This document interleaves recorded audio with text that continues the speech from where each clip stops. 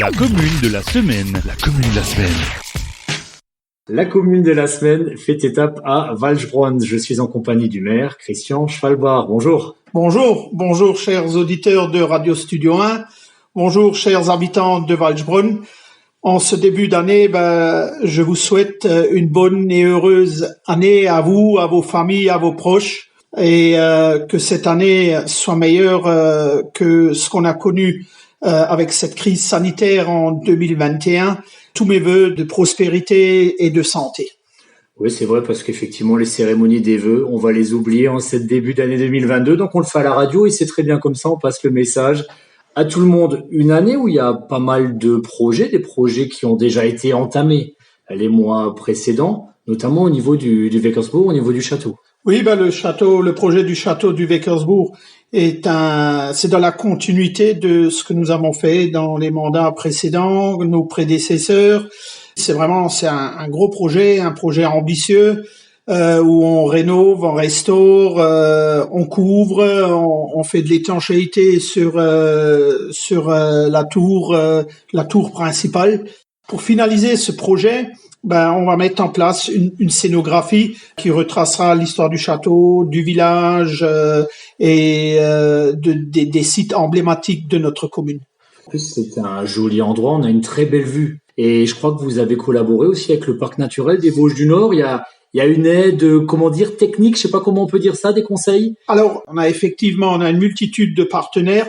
Le parc naturel des Vosges du Nord, donc, qui nous assiste, qui nous conseille par rapport à ce projet, par rapport à notre cadre, par rapport à une multitude de facteurs qui rentrent en ligne de compte par rapport à ce projet, par rapport à son environnement.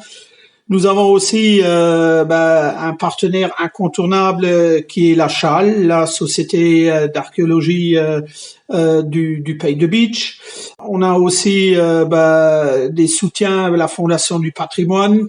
On a l'État, le département, la région. Et donc, dans tous nos partenaires aussi, nous avons leader qui nous accompagne pour la scénographie.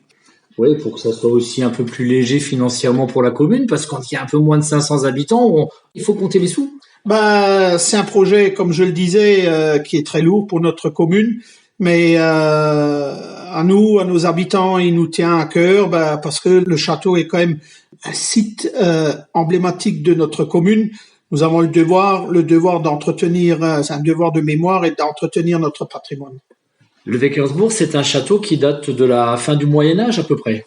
Donc, le château date de fin du XVe siècle et bien entendu, la Fondation du patrimoine nous accompagne. Nous avons lancé un mécénat où les mécènes peuvent faire des dons pour ce projet du château. Puis même si Noël est passé maintenant depuis quelques jours, on peut lancer un appel à la générosité du coup si quelqu'un a envie de soutenir ce beau projet. Tous les soutiens sont les bienvenus parce que il faut quelque part il nous faut quand même des sommes conséquentes pour pouvoir boucler ce projet.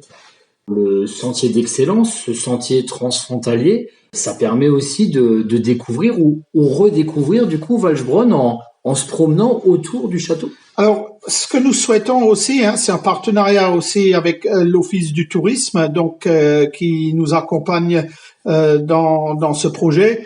Nous voulons aussi que Waldbronn soit une destination touristique supplémentaire du Pays de Bitche. Notre château est inscrit dans le sentier des châteaux, le PDIPR, comme le château du Waldeck, le Falkenstein. Donc tous ces châteaux ont un parcours et le château de Waldbronn en fait partie. Et je l'ai dit tout à l'heure sur un sentier d'excellence qui est transfrontalier chez vous, parce que on le voit quand on est à Waldbronn, quelques mètres après la sortie du village, on passe dans le Palatinat, on a les voisins qui sont omniprésents, on peut aller vers la Hilstermühl, on peut aller à Schweigh, à Finningen, à Pirmasens pour travailler. C'est le quotidien, cette collaboration avec les Allemands. Oui, la route ou la piste cyclable est la colonne vertébrale entre l'Allemagne et la France. Et à partir de là, vous avez une multitude de chemins qui vont un peu partout. Mais à partir de Waldbronn, on a une multitude de solutions pour aller en Allemagne. Et vice versa, le contraire, pareil. Et outre l'aspect loisir, c'est aussi important pour tous les travailleurs frontaliers. Il y en a pas mal dans le village. Ah bah oui, aujourd'hui l'Allemagne est quand même sur le plan économique est quand même un point fort pour nous. On est loin des bassins d'emploi français et donc nous avons quand même nous avons Zweibrücken, Pirmasens qui sont quand même deux villes avec des périphéries où l'économie l'économie a quand même une place très importante. Autre projet aussi dans le secteur du château dont on parlait tout à l'heure, le verger pédagogique avec la société d'arboriculture présidée par Monsieur Nominé. Oui, donc on a dans ce projet du château, nous avons également en partenariat avec le syndicat arboricole un projet de verger pédagogique. Et c'est aussi une manière de faire participer la population quelque part. Ce que nous dans le cadre de la communication, dans ce qu'on fait aujourd'hui, il faut que la population a toujours été partie prise des projets, quoi. Quand on est maire d'un petit village, on n'est pas politicien professionnel, vous êtes agriculteur et éleveur. Et c'est marrant, j'ai entendu parler de vous chez un intervenant de la commune de la Semaine. Il y a Manuel Fabin à Montbronne qui m'a dit qu'il a eu envie de se lancer dans le métier en allant travailler chez vous. Il a eu le coup de foudre notamment pour les blondes d'Aquitaine. Ah bah oui, on a quelque part aussi, comme vous l'avez dit, on est maire, mais c'est pas notre principal métier, c'est pas un métier.